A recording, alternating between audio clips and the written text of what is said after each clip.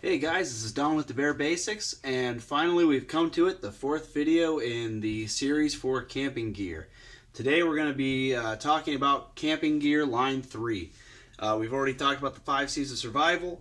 We have talked about line 1 camping gear, stuff to get you back home, back to safety from a dangerous situation where you've had to drop the bulk of your gear. We've talked about gear line 2 when it comes to small packs and possibly fanny pack survival if you're just trying to last an overnight trip or going on an extended hiking trip. Now finally, what you've all been waiting for, we're going to be talking about camping gear line 3. This is the big boy, the big packs. This gear is specifically made depending on your mode of transportation and what kind of supplies you bring and your method of camping to last you for long periods of time. Whether that be, a weekend long trip, a week, maybe a couple weeks, or maybe a couple months, depending on if you have supply drops and stuff like that throughout your hiking trip or whatever kind of high adventure trip you're going on. So I'm going to start with some of the big ticket items first, just to kind of go through them because they're kind of no-brainers if you made it this far in the video series. Obviously, you're going to have your emergency stuff on you, your line 1 gear, your line 2 gear might be your fanny pack on you. Next, with camping gear line 3, you're going to need a bigger pack. This bad boy here is just an external pack I've had for a long time. I believe it is a 45 liter. I know they make them up to 50 or 55 liters. They're really nice packs. They carry their weight really well. You do want to be careful though, because you want to make sure that the pack is adjusted for your height and build, and you want to make sure you don't overload it and not obviously yourself. So we'll just kind of start with the breakdown of my pack. I took some things off already just to kind of make it simple, and I already unzipped everything so that way you didn't have to, watch me struggle to open things up. So first of all, sleeping bag. I wish I had a better compression sack. Mine has seen some better days, unfortunately. I've had this thing for at least 10 years. It's been great. It's a 0 degree Fahrenheit mummy bag. It's great. I mean, it's a little bulky.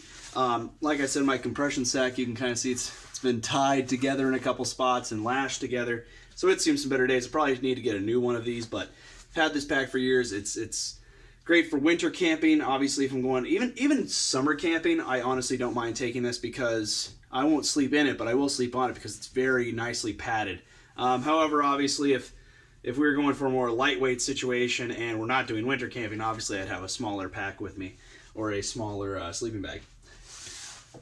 Next, the tent. Now, this thing is huge for backpacking. It's just a 2-person tent. Me and my buddies have used this for years. We've been able to fit 3 of us in it. Pretty cozily, I'll add too. And again, it's an old tent. It's just a very standard 3-season tent. It comes with a fly, tent stakes, tent poles, and then the actual tent itself. Usually, the tent and the sleeping bag I will have on top of my pack, just strapped on. Obviously, some people prefer to have it on the bottom of the pack. I tried that a couple times, and honestly, I just don't know if I didn't have it strapped in right, but it kept swaying and hitting me in the back of the legs while I was hiking, so it kind of got annoying to me pretty quick. But anyway, without focusing on that too much more, we're going to go ahead and kind of take apart my pack here, and I'll kind of show you the gear I have for this kind of high adventure or long duration period of hiking trip. I want to start by first saying that I've only ever had external frame backpacks. When I mean external frame, I mean that there is a separate metal tube frame from the actual pack itself. If I wanted to, I could take the pack off of the frame versus an internal frame backpack where the frame is actually woven into the backpack.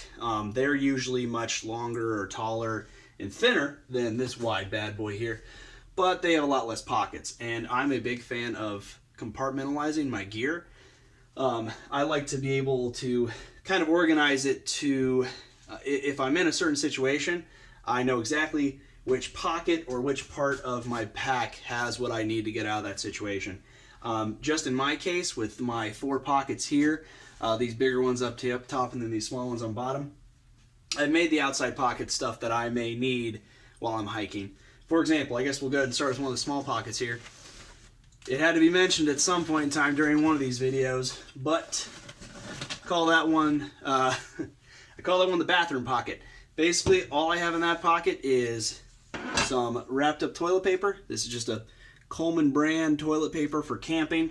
It is biodegradable. It's nice. Makes you feel, good about going in the woods, if you know what I mean. And then obviously you need to bury that, so you take a little shovel. This is just a little folding shovel I've had forever. Great for just moving some dirt out of the way so you can take care of your number two.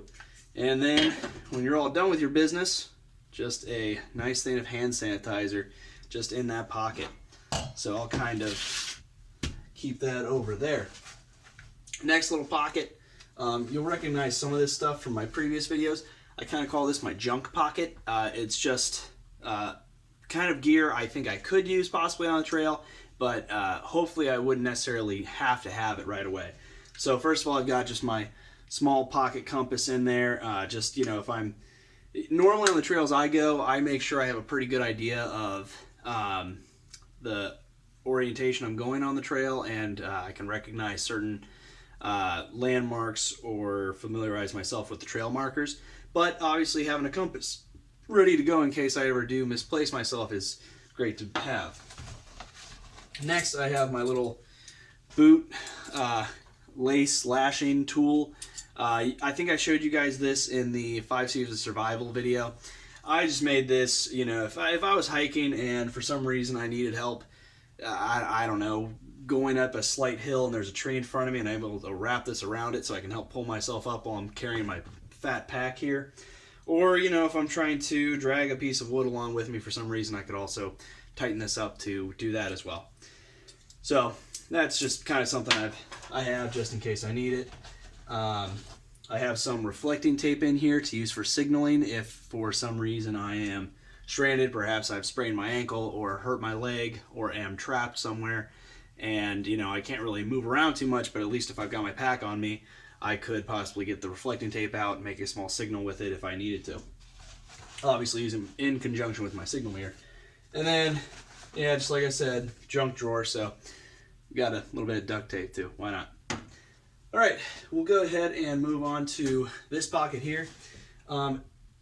These pockets I kind of just use for my smaller items that are kind of longer, I would say. So first of all, got some sunscreen in case I'm dealing with some sun issues, or if we're taking off our packs to go swimming for a little while or something while we're hiking. Got that easily acceptable. Don't have to dig through my whole pack to the bottom to get to it. I have a cover for my backpack in case rain comes in. I'll be honest, I've never, knock on wood, I've never dropped this pack in water or been hiking through a torrential downpour. So I really haven't had to check the water resistance or proof efficiency or efficacy of this backpack. But I have taken this out just to make sure it fits my backpack. It's just a pretty simple liner. It's kind of like a fitted sheet for your mattress. It's basically just got an elastic edge to it. You put it around the entirety of your backpack and it just kind of like snaps back in. They're nice to have. I picked mine up at Walmart. It didn't come with my bag or anything. Some bags do come with a cover for their pack for when it rains, but mine I picked this up from Walmart. I think it was like a Ozark brand or maybe even a Coleman brand, just something simple, a pack tarp I think it was called. Next, just a couple of zip ties in case I need to attach some gear to my pack, or maybe if I'm using my walking sticks and they break or something, and I just need to attach them back together to put them back in my pack so I'm not leaving any garbage on the trail. I always keep extra Ziploc bags in my pack. You'll see as I kind of pull some stuff out, a decent amount of my stuff is in Ziploc bags if it can be affected by moisture. Obviously, like I said, I've never dropped this in a lake or anything, but there's always the possibility that could happen. I fall, or perhaps my pack rips or something and it falls into a stream or a lake. So having some extra Ziploc bags and just having most of your stuff that can be affected by moisture already in some sort of waterproof container can really go a long way. Next, I kind of showed you guys some of these earlier, but just more waterproof tablets. Next is a flashlight. I like this. This is just a little Ozark Trail flashlight. It's got two settings. You got the regular light there,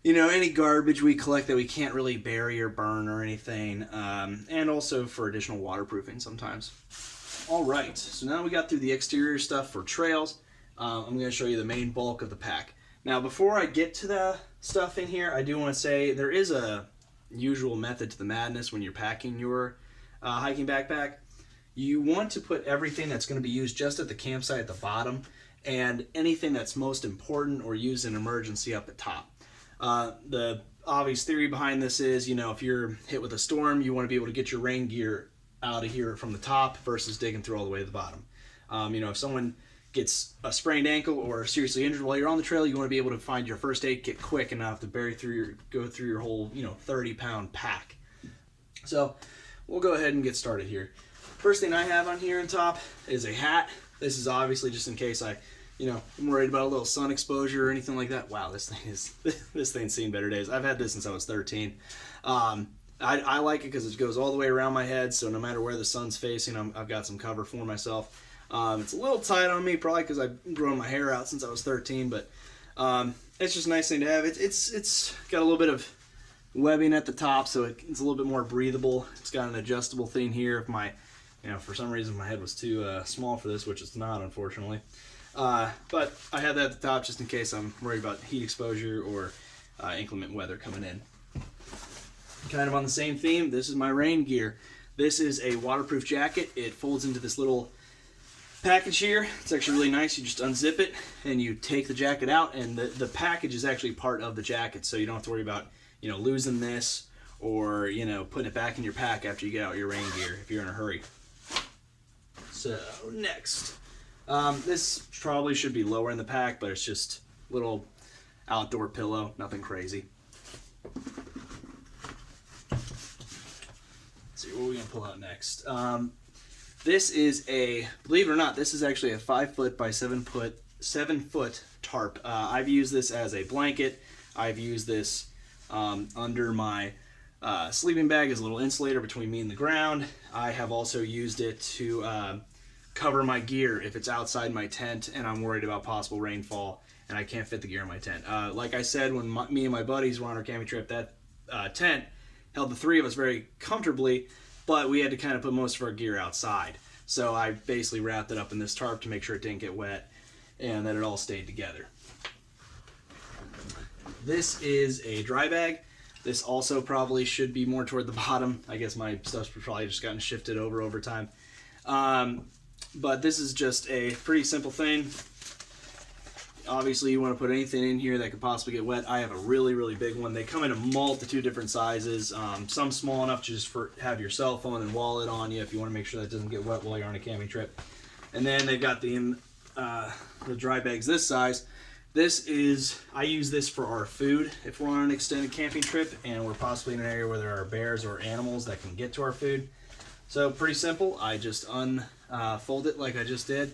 I put all of our food in there. We roll down the dry bag and then we throw it up in a tree about 10, 15 feet in the air.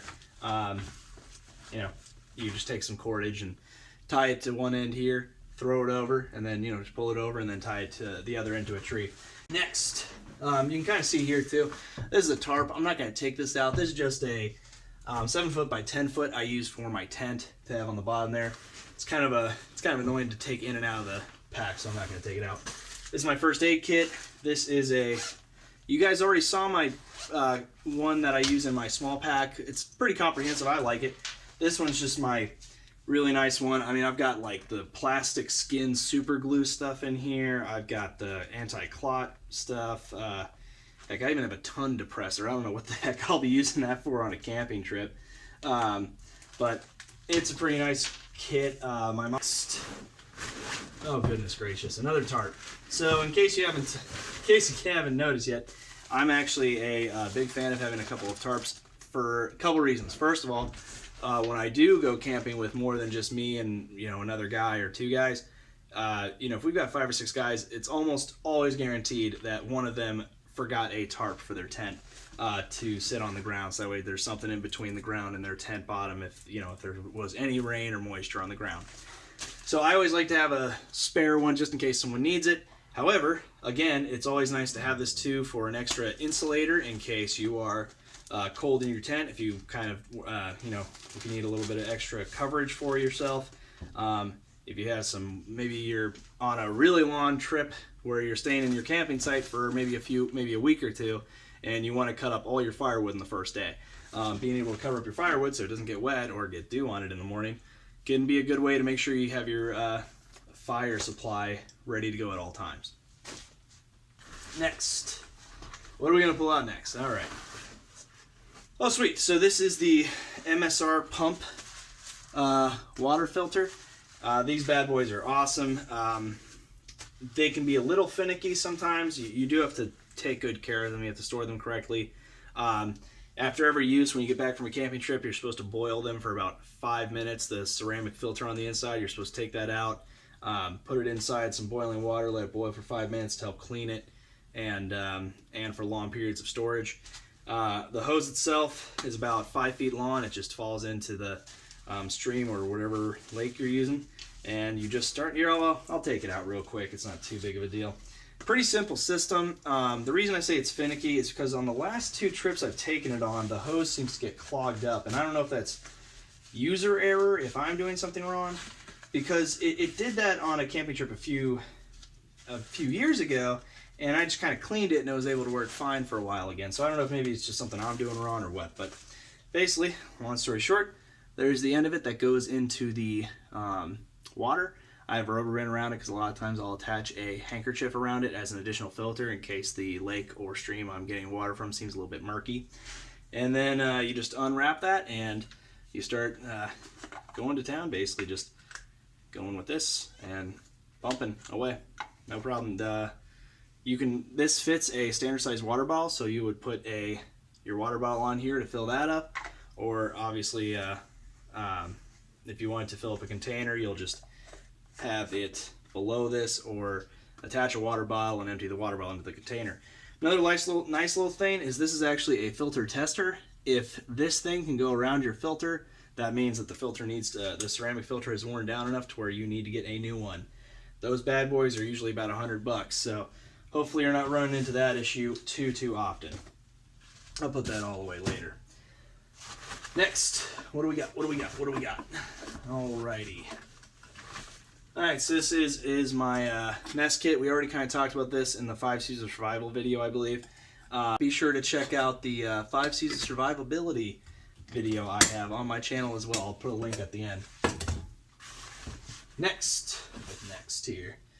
Fishing line. So this is 150 yards of, I think, 50-pound fishing line. It's been 50-pound fishing line. So the reason why I don't have a full fishing kit in here is because the only time I really plan on using this is if I have not brought enough food with me and I am in a bad way, basically. If I am starving, all my food was taken away from a bear, and I can't get back to my car within a few days period time.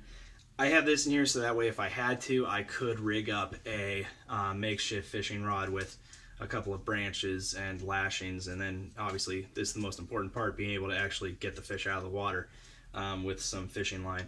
So I'm just going to move on from that. Obviously there are plenty of other uses too. You could use this as a cordage if you needed to. They're kind of hard to tie together if you ask me, but there's other uses, practical uses as well. But obviously the main reason I have this is in case I have to start living off the land for a little bit and trying to get back to safety. Next. Oh, this thing's great. Okay, so I actually didn't know this was still in here. I assumed I had taken it out. This is, and I'll kind of show it to you again, this is a sleeping pad. I used to never use these. I always kind of thought, I don't need to waste the room in my pack for that, no problem. But as I got older, I kind of realized, man, camping grounds are hard. So I thought, I had one when I was in Scouts, and I thought, you know what, maybe I'll use that one. Well, then I found out my dog chewed it. So thanks, Charlie, wherever you are in the basement for that. That was awesome. But, oh, there you are, buddy. But he chewed up my last sleeping pad, so it was basically unusable. So I had to buy a new one. I got really lucky. I found this one. It was basically an upgraded version. Outdoorsman Lab is the brand. I don't know if you can see that better. But it was basically a version 2.0 of my old pack, which was nice because it actually fits in such a smaller container. The container my old sleeping pad came in was easily, maybe not too much thicker than this one, but twice as long. I mean, it was at least this long, almost as long as my, not almost as long as my tent bag, but pretty similar. So this was really nice to find and use, and I love it. It's goes in my pack. It is super lightweight, and it barely takes up any room at all. In fact, actually, if I really think about it, it almost barely takes any more room than the pump water filter. And my bag's falling. Okay. So that means we're probably pretty close to the end here. Got some more cordage. I know I kind of joke around with that, but I like having a lot of cordage because I like having backups for my backups. You may have noticed that for water purification, I mean, I have stuff to boil water. I have water purification tablets, iodine tablets. I have my Sawyer straw, I have my squeeze pump, and I have my regular MSR pump water filter. I believe in having backups for your backups in any situation possible. And I'm not saying that that's how you have to camp, but I think it's great policy to have. Now, granted, if you're an ultralight backpacker or ultra minimalist survivalist type person, fine, yeah, just have your two matches and a matchbook for when you need to, make a fire to boil your water in a metal cup you brought with you in your pocket. That's fine. Go for it. Me, however, and take this as you will, I enjoy having a bit more of the comforts and being ready in case any of those fail on me. In fact, one camp out I had, my pump just stopped working. I couldn't figure out what was wrong with it, and thankfully the other two guys I was with, we all had Sawyer straws, and we were able to just kind of use the Sawyer straws to pump water into a larger container, and we were able to drink water for another night. The pump ran about halfway through the camping trip. So that's just one of any example you could have for having backups for your backups. Because, when you're in a survival situation, or even if you're on just a fun weekend camping trip, nothing can make your trip more terrible than, something breaking and you're not able to fix it. And, you have to try and survive without that necessary C of survival. One more thing I do want to mention, and I just don't have mine on me right now, but obviously I would also have a cooking stove here with some sort of butane canister. I like having two butane canisters, again, having backups for my backups in case for some reason the first one explodes, or maybe it's got a small leak that I don't notice or something like that. They usually come in containers. I'm just going to go ahead and put this up a little bit more. They usually come in containers about, this big. The stove I have is the Primus stove. I'll try and see if I can include it in the description. I'll put a link to maybe an Amazon link for people to buy it if they want. It's really nice. It's cheap. $19.99. I think you can even find, I think that's even the price for it at REI, which they're usually a bit more pricey than like Walmart or Dick's. But it's really great. It screws right onto the butane canister. And I like it over the MSR Pocket Rocket because the Pocket Rocket's very thin, and it's got those three little prongs that hold your boiling container, right? Whatever. It doesn't cover much more surface area than this with like three prongs. So, I'm not trying to, make fun of it or anything, but this is what you got holding your can. Three prongs. Hopefully one of them doesn't break or bend or something. The Primus, it's almost like a miniature stove. It's almost like a miniature stove burner. So, a lot more stable if you ask me.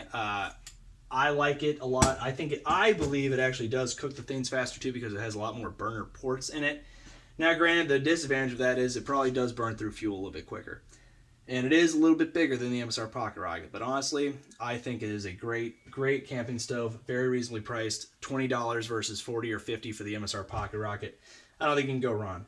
So, that'll do it for our camping series. Hope you guys all learned something. Hope you guys found a camping series pack that, showed you how you want to camp or helped you prepare more for your next camping trip. If you have any questions or comments or gear you think I forgot or could add to my pack, be sure to comment down below. Like and subscribe if you enjoy the content, and we'll move on to some other stuff next time.